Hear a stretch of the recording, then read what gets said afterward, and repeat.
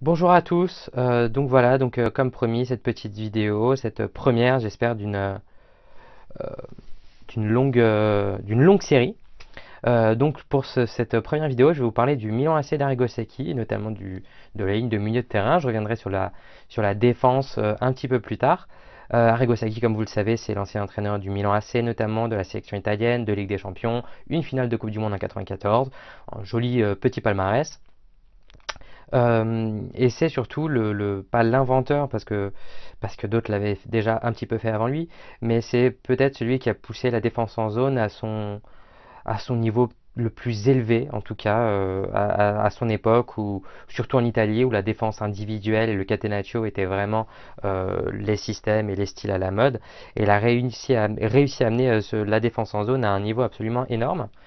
Donc aujourd'hui, je vais me concentrer voilà, sur le milieu de terrain, tout d'abord. Je reviendrai sur la défense un petit peu plus tard. Mais je vais déjà vous expliquer certaines choses très très simples pour commencer.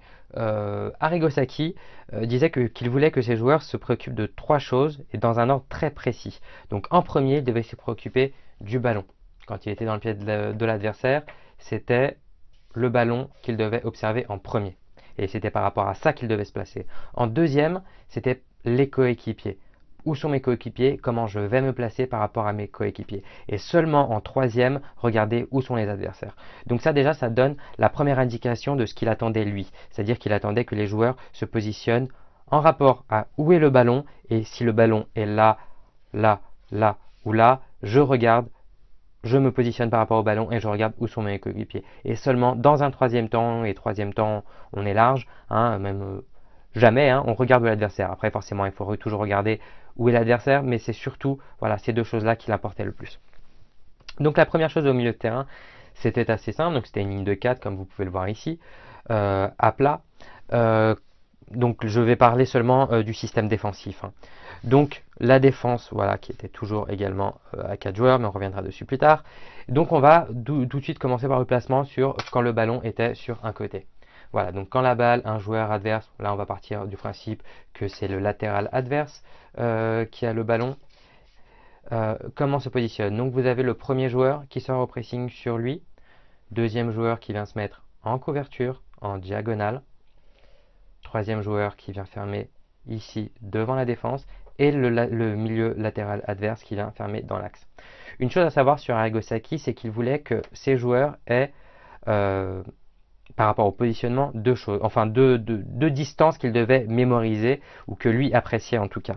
La première, c'était que dans le positionnement comme ça dans la profondeur, on va dire, il voulait qu'il y ait au maximum entre 10 et 12 mètres entre chaque ligne. Donc entre la défense et le milieu de terrain, 10 à 12 mètres. Voilà. Donc là, par exemple, on va sur un alignement comme ça. Il voulait 10, 12 mètres ici. Et dans la largeur, il voulait entre 6 et 7 mètres. Donc voilà, ça vous permet d'avoir un bloc très très très compact parce que vous êtes, donc si vous additionnez ces deux espaces là, on est sur environ 24 mètres, donc 20-25 mètres en gros de blocs dans la profondeur, dans la longueur. Et dans la largeur, on était entre 6 et 7 mètres, donc environ une vingtaine de mètres, comme ça. Donc ça faisait des blocs extrêmement compacts et extrêmement difficiles à bouger pour les équipes adverses. Donc ça se présentait comment? Comme j'étais en train de vous l'expliquer.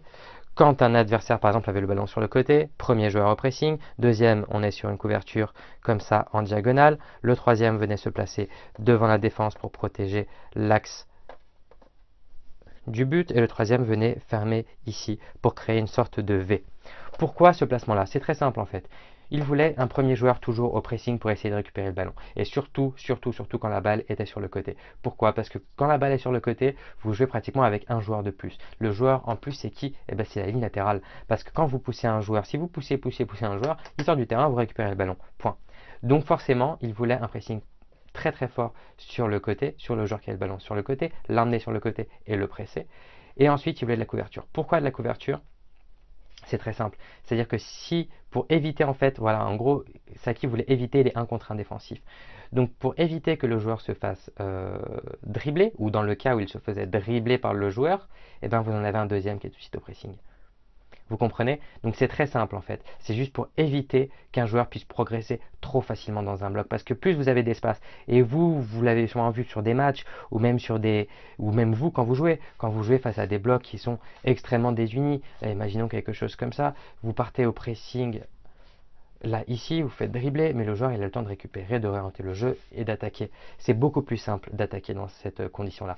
Alors que si vous avez une équipe en face qui est bien regroupée, bien en place, qui vous impose un pressing, vous arrivez à sortir de la première ligne de pressing et vous avez tout de suite un joueur, un deuxième encore en couverture et un troisième qui est proche au cas où un se fait dépasser, et bien là, ça devient plus difficile d'attaquer et de percer cette muraille finalement qui était le Milan AC de Saki, qui n'était pas qu'une équipe défensive, attention, hein.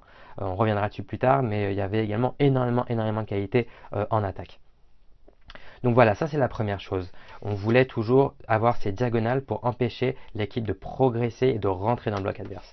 Quand la balle était dans le centre du terrain, que l'adversaire avait la balle dans le centre du terrain, les consignes étaient plus ou moins les mêmes. Toujours ce système de couverture et de diagonale.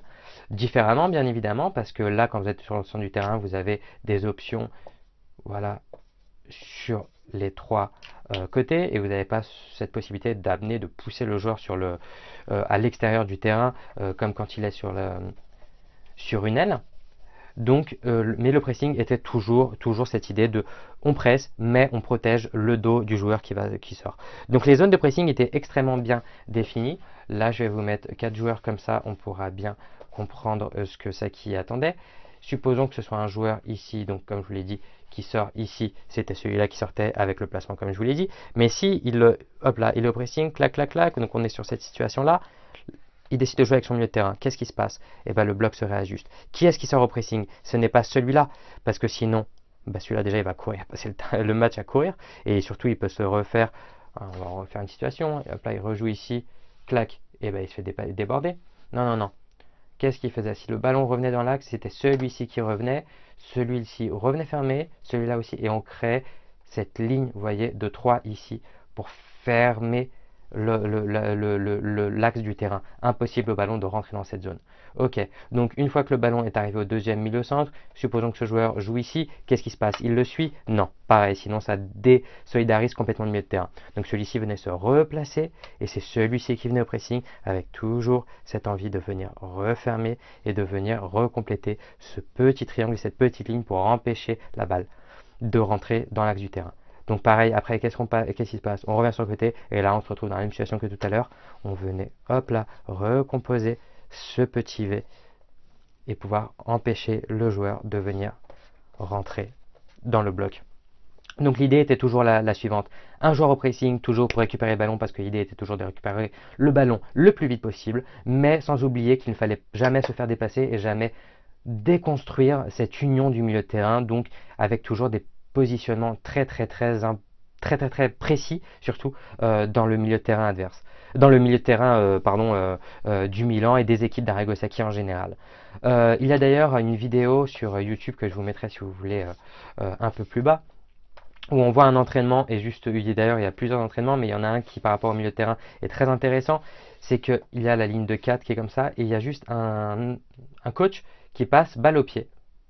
Oui, d'ailleurs il pourrait passer sans ballon, mais balle au pied, et vous avez joueur qui sort au pressing et les autres se positionnent par rapport à lui, sans avoir envie de récupérer le ballon. L'idée n'était pas ça, hein. L'idée était juste de venir se placer. L'entraîneur continuait sa course, et les joueurs se réadaptaient. L'entraîneur continuait sa course, et les joueurs se réadaptaient. Vous voyez? Et voilà. Et c'était un exercice sans ballon. Et en fait, on travaillait juste sur basculer si le ballon passe d'un côté à l'autre du bloc, comment on se réajuste et comment bien garder sa position. Il ne fallait absolument pas croiser les lignes de pressing, il ne fallait pas croiser les positionnements. Si par exemple c'est le milieu centre, axe droit du coup, qui a le ballon ici, il sort au pressing, et s'il passe à gauche, c'est pas lui qui le suit, parce que sinon vous défaites complètement tout le pressing et on perd totalement les repères. Donc on revient se replacer et on revient se réorganiser.